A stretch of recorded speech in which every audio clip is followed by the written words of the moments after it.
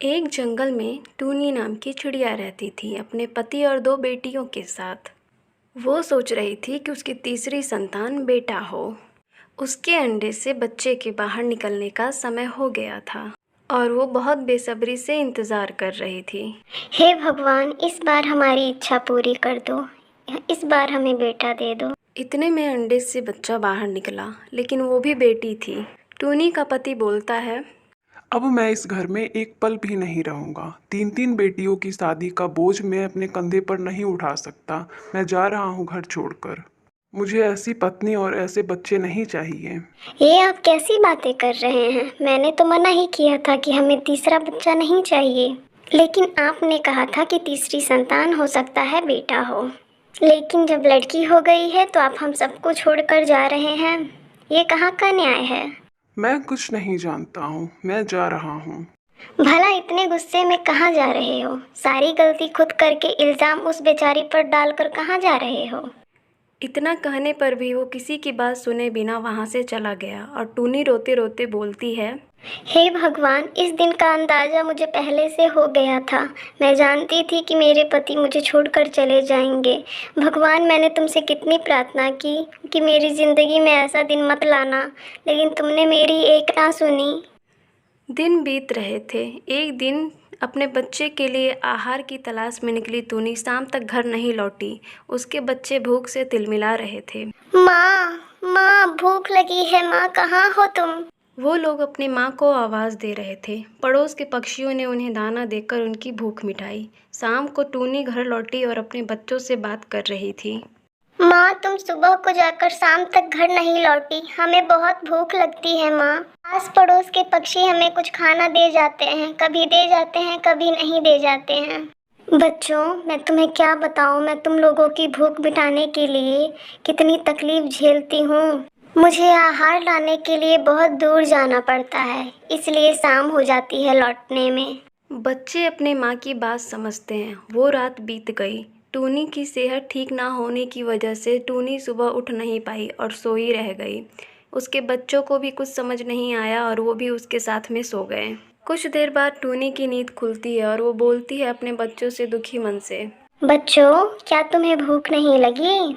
नहीं माँ, हमें भूख नहीं लगी है, तुम सो जाओ। तुम मेरे बच्चे हो, मैं जानती हूँ तुम्हें कब भूख लगती है। मैं घर पर नहीं होती हूँ तब तो कोई बात नहीं है। अगर मैं घर पर रहकर तुम लोग की भूख न मिटाऊँ तो कैसे होगा? टूनी ऐसा कहकर अपने बच्चों के लिए रोटियां बनाती है, लेकिन आटा कम था इसलिए उसके बच्चों का ही पेट भर पाया और वो पानी पीकर सो गई। बच्चे भी खाने के बाद आराम करने लगे और आपस में उन्होंने बात की। माँ ने हमारे लिए इतना कुछ किया और बिना खाए सो गई। हमें माँ के लिए कुछ न कुछ करना होगा। इसीलिए तो मैंने पूरा खाना नहीं खाया, थोड़ा माँ के लिए बचा के रख दिया। मैंने भी बचा के रखा है। तुम दोनों ने ही नहीं, मैंने भी बचा के रखा है। हम ना खाकर माँ के लिए रखेंगे तो माँ नहीं मानेंगी, इसलिए हमें कुछ ना कुछ करना होगा। हम रोटियों के छोटे छोटे टुकड़े करके माँ से बोलेंगे कि आटा था पर आपने देखा नहीं और हमने आपके लिए रोटी बना दी। अगर माँ पूछे कि रोटियों के टुकड़े तुमने क्यों किए तो हम बोल देंगे कि आपकी तबीयत खराब है ना, आपको खाने में आसानी हो इसलिए। तुम हो तो छोटी पर बहुत समझदारी वाली बातें करती हो। फिर तीनों अपनी माँ के पास गए। माँ, माँ, उठो ना माँ। टूनी नींद से जागी और बच्चों से पूछा।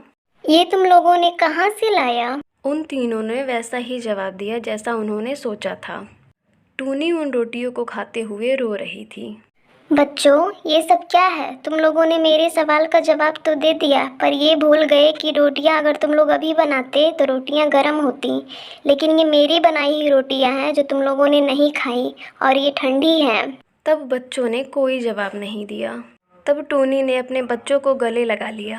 भगवान, ऐसे प्यारे बच्चे देने के लिए आपका बहुत बहुत धन्यवाद। इस तरह तकलीफ़ों के साथ उनका जीवन बीत रहा था। टूनी की तकलीफ़ें देखकर उसकी सहेलियां कहने लगीं, टूनी के हालात बिल्कुल सही नहीं हैं, हमें उसकी मदद करनी चाहिए। सुंदरी कौवी की बात पर लूसी कबूतर ने सहमति जताई। वो लोग टूनी की मदद करने लगी और यूं ही दिन बीत रहे थे। सुंदरी कौवी और लूसी कबूतर हर दिन कुछ न कुछ टूनी के लिए ले आया करते थे।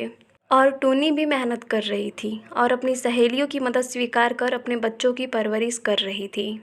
तुम लोगों ने मेरी इतनी मदद की, उसके लिए बहुत बहुत धन्यवाद। टूनी के खुशी के आंसू निकल रहे थे। टूनी के पति को उसकी गलती का एहसास हुआ और वो घर लौटकर आया। टूनी, मुझे माफ़ कर दो।